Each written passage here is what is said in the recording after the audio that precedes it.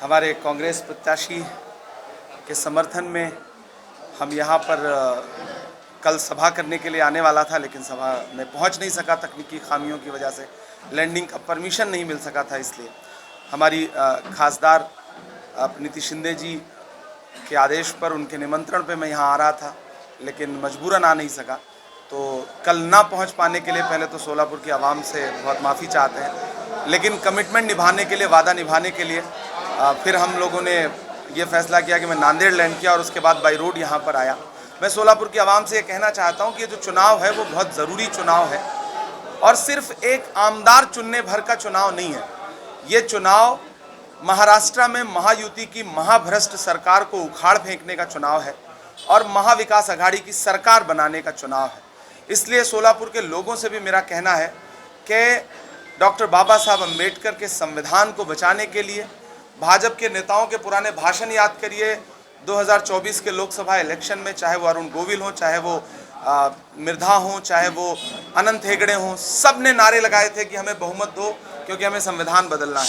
लेकिन भला हो भारत की जनता का और ख़ासतौर से सोलापुर की आवाम का भी शुक्रिया इस बात के लिए कि उन्होंने इंडिया गठबंधन के कांग्रेस पार्टी के लोगों को चुन करके पार्लियामेंट में भेजा और 400 पार का नारा लगाने वालों को ला करके 240 पे समेट दिया, जिसकी वजह से वो अपने पैरों पे खड़े नहीं हो सके, बल्कि उन्हें 2 बैसाखियाँ उधार लेनी पड़ी, एक बिहार से, एक आंध्र प्रदेश से। और ऐसे में महाराष्ट्र का जो चुनाव है, दिल्ली का जो हाकिम है वो सोचता है कि महाराष्ट्र को दिल्ली के रिमोट कंट्रोल से चलाया जाएगा, लेकिन ये महाराष्ट्र है, ये वीर शिवाजी महाराज और डॉक्टर बाबा साहब अम्बेडकर की धरती है।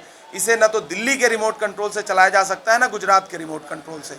यहाँ की जनता, यहाँ के किसान, यहाँ के नौजवान, यहाँ की महिलाएं, यहाँ के बुजुर्ग चाहते हैं कि महाविकास आघाड़ी की सरकार आए, ताकि जो महाविकास आघाड़ी की 7 गारंटीज़ हैं वो इम्प्लीमेंट हो सकें। महिलाओं के अकाउंट में 3000 रुपये, उनको फ्री बस के पासेज, नौजवानों को, पढ़े लिखे नौजवानों को 4000 रुपये हर महीने, और साथ में 25 लाख रुपए का हेल्थ बीमा, किसानों की कर्ज माफ़ी।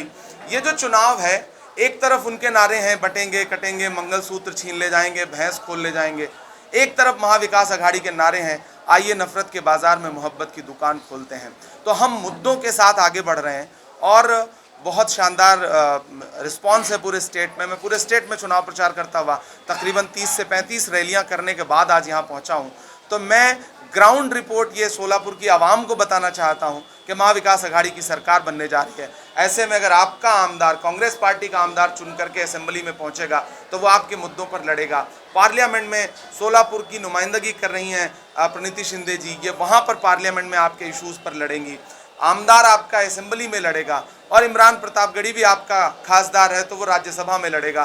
तो तीनों सदनों में, राज्यसभा में, लोकसभा में और विधानसभा में सोलापुर की मजबूत नुमाइंदगी होगी।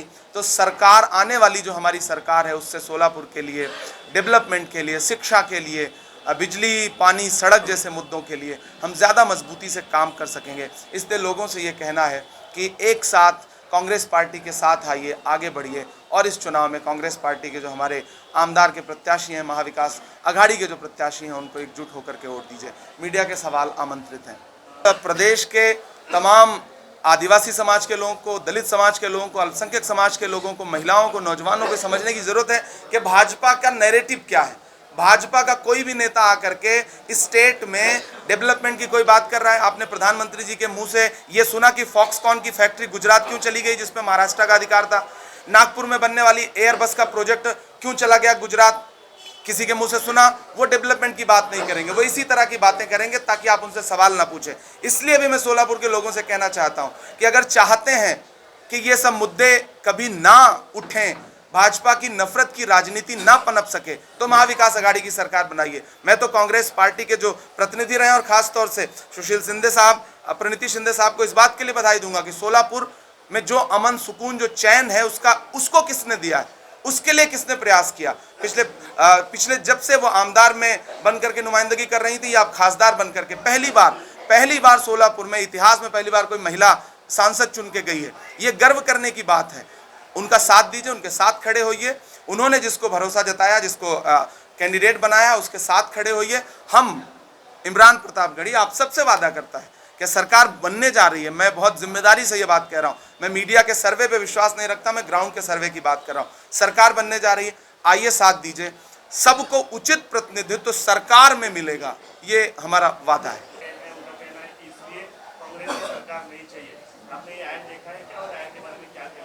जिस दिन ये ऐड छपा है उसी दिन मणिपुर में गृह मंत्री जब पूरे स्टेट में कैंपेन कर रहे हो, उसी दिन मणिपुर में न सिर्फ महिलाओं को जलाने की, घरों को जलाने की, विधायकों के घरों को जलाने की घटनाएं हो रही हैं और भारतीय जनता पार्टी चुनावी मुद्दा बनाने के लिए इस तरह के ऐड कैंपेन चला रही।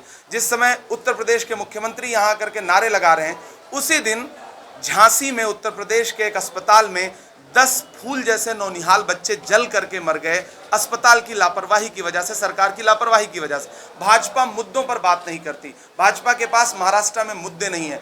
महाविकास अघाड़ी इतिहास की महायुति की जो सरकार थी, महाविकास अघाड़ी के पैरेलल, वो इतिहास की सबसे महाभ्रष्ट सरकार है। उनके पास कोई चेहरा नहीं है। शिंदे साहब खुद कह रहे हैं, एकनाथ शिंदे जी के, मैं मुख्यमंत्री नहीं रहूंगा। देवेंद्र फडणवीस खुद कह रहे हैं कि मैं बैकफुट पे जा चुका हूं। अजीत पवार जी खुद भाजपा के नेताओं के नारों से सहमत नहीं हैं। ऐसे में उनके यहाँ इतनी ज़्यादा सरपुटौल है तो उनके पास इसी तरह के ऐड कैंपेन और नारों के अलावा कुछ बच नहीं रहा है। जनता महाविकास अघाड़ी के साथ है। कांग्रेस पार्टी, उद्धव ठाकरे जी, शरद पवार गुट का जो एक महाविकास अघाड़ी का गठबंधन है, जनता उनके साथ है।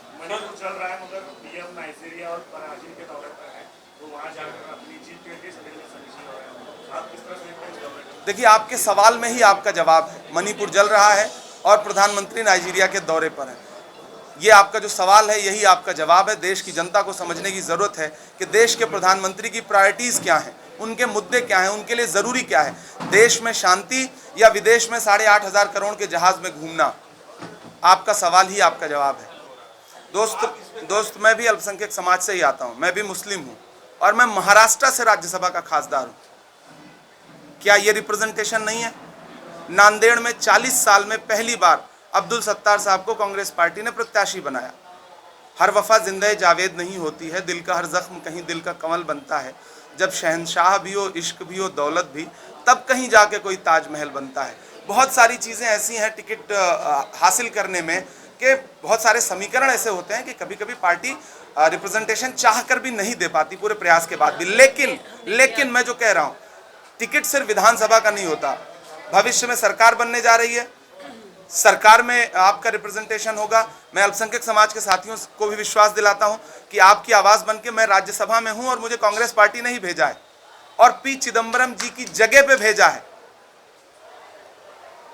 बहुत बड़ी बात मैं कह रहा हूं। मैं सोलापुर के एक एक व्यक्ति से यह कहना चाहता हूं कि मैं तो आपकी बुलंद आवाज़ हूं ना। जिस समय लोग आपकी परछाई से दामन बचा रहे थे, उस समय कांग्रेस पार्टी ने मेरा हाथ पकड़ के मुझे देश की राज्यसभा में भेजा और वहां मैं देश भर के मुद्दों पर, आपके मुद्दों पर लड़ रहा हूं ना। मेरी आवाज़ को ताकत कांग्रेस पार्टी ने ही दी है ना। इसलिए छोटी छोटी नाराज़गी, छोटे छोटे मनमुटाव, जब लड़ाई बड़ी होती है तो छोटी छोटी चीज़ें नज़रअंदाज करनी पड़ती हैं। ये बड़ी लड़ाई है, ये भारत के संविधान को बचाने की लड़ाई है, ये लोकतंत्र को बचाने की लड़ाई है। इस लड़ाई में छोटी चीज़ें किनारे रखिए, सरकार बनाने का हिस्सा बनिए। सरकार बनने जा रही है, उसमें अपनी भागीदारी जताइए, उसमें आपको भागीदारी मिलेगी, ये हम भरोसा दिलाते हैं। कहें इससे पहले आप भाजपा के नेताओं के उस पर बयान उठा के देख लीजिए, आप अशोक चौहान का बयान उठा के देख लीजिए इस नारे पर, पंकजा मुंडे का बयान देख लीजिए, आप अजीत पवार का बयान देख लीजिए। जब उनकी पार्टी के नेता उनसे सहमत नहीं है तो फिर हमसे सवाल पूछने का कोई मतलब ही नहीं। ये नैरेटिव है ही नहीं। ये नैरेटिव जबरन मीडिया के जरिए बनाने की कोशिश है। कांग्रेस वो कोई भी नारा दे, वो कोई भी नैरेटिव बनाए, हमारा नारा, महाविकास अघाड़ी का नारा, कांग्रेस पार्टी का बस एक नारा है, आइए नफरत के बाजार में मोहब्बत की दुकान खोलते हैं। घृणा और प्रेम में महाराष्ट्र की जनता को चुनना है कि वो प्रेम के साथ खड़ी है या घृणा के साथ खड़ी है।